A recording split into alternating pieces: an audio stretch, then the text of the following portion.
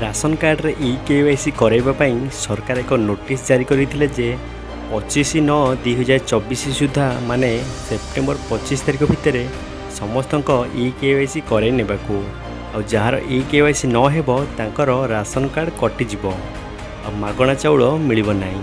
आ जो माने घरटू बाहर बा ओडिशा बाहर रही से माने बड़ चिंतार पड़ जाइथिले कि आमे एते टंकार टिकेट काटी गाँव को जीवु E-KYC कराइबा भाई माने जो माने ओडिशा बाहर रहउचंती जमा भी व्यस्त होती नहीं।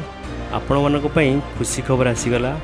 आसंतु पूरा डिटेल से जानिबा पूर्व यही भाया समस्त सरकारी योजनार अपडेट सब पाइबा आम चैनल को सब्सक्राइब करनथिले सब्सक्राइब कर दियंतु एवं घंटी चिन्ह को दबाई ऑल ओवर दबाई दियंतु जेमिति किसी नुआ अपडेट आसीबो सरकार तरफ आपण मोबाइल को नोटिफिकेशन पळैबो।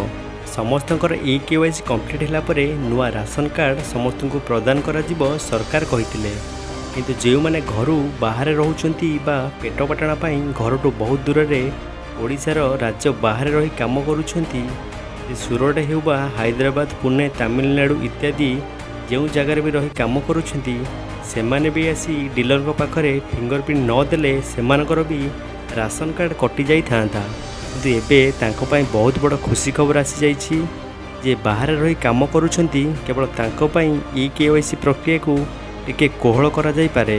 कहीं ना जड़े दादन श्रमिक ओडिशा बाहरु हठात एते टका खर्च करी आसीबो केवल E-KYC करबा जड़े मनीष पैसा रोजगार करने को जाइछि ओडिशा बाहर को पुणी से आसीबो एते टका खर्च करी और विवाद परे सरकार टिके कोहल करिवे तांको पई बोली मंत्री आश्वस्ति देइछंती जे ओडिशा बाहर रहउछंती E-KYC न कले भी चलिबो जेतेबेले घर को आसीबे सेतेबेले E-KYC करे नेबे किंतु टिके जल्दी E-KYC करे नेबाकू चेष्टा करिवे कहीं ना E-KYC बाध्यतामूलक अटे।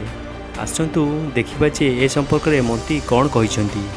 विधानसभा आज उठिला राशन कार्ड प्रसंग। अन्य राज्य में रही काम करुवा दादन श्रमिक केमिति E-KYC करिवे बोली मंत्री को प्रश्न करिसंती वासुदेवपुर विधायक अशोक दास आउ खाउटी कल्याण मंत्री अनुपस्थित रे एने उत्तर रखिसंती। मंत्री कहिसंती जे E-KYC न कराई पारिले राशन कार्ड कटिबो नाही। E-KYC कराइबार निर्दिष्ट कौनसी समय सीमा नाही बोली मंत्री कहिसंती। आज विधानसभा गृह रे मंत्री सूरज सूर्यवंशी कहिसंती जे E-KYC कराइबा पई लोकमानक अनुरोध करा जाउछि। आमे लोकमानक खाली अनुरोध करूछु जे आपण आसी डीलर को पाखरे परिवार सहित निज फिंगरप्रिंट दियंतु। यह द्वारा भूत हिताधिकारी माने जी मरी जाइछंती चिन्हट होई जिवे। यह द्वारा राशन डीलर माने मरी जाइथिबा लोकक नारे जो चाउल उठाउतिले आउ उठाई पारिबे नाही। यह द्वारा जेतिकी भूत हिताधिकारी चिन्हट होई जिवे जार राशन कार्ड नाही सेतिकीटा राशन कार्ड बा अधिक लोकन को शामिल करा जिवो। मंत्री आहुरी मध्य कहिसंती जे राशन कार्ड रे E-KYC करिबा पई कड़ाकड़ी भावे निर्देश दिया जाउनी भी निर्देश दिया जीवटा ठीक नुहे। आमे खाली अनुरोध करूछु से माने आसी E-KYC करे नियंतु।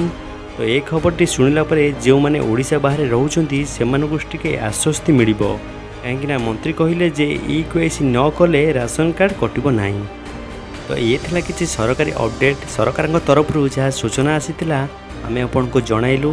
तो वीडियोटी आपनको साहाय्ययोग्य लागितिले वीडियोटी को निश्चय लाइक करने सहित आमको कमेंट्स रे आपनको मतामत निश्चय जणांतु।